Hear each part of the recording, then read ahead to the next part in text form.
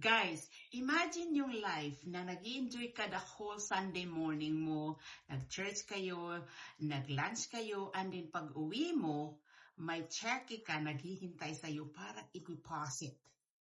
Kaibigan, ganun na po ang naging buhay ko ngayon. Dahil po yan sa digital business na inumpisahan ko.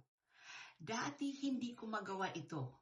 Weekends, wala akong family time on the weekends dahil nasa work ako.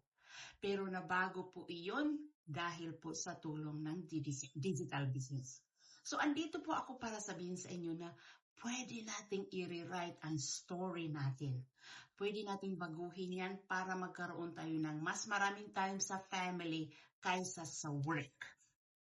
Guys, time po ang kalaban natin. So kaibigan, kung ready na po kayo na i-rewrite ang story nyo para magkaroon kayo ng maraming time para sa pamilya, message nyo po ako at matutulungan po namin kayo. Maraming salamat po. Looking forward to chatting with you. God bless. Enjoy the rest of your Sunday.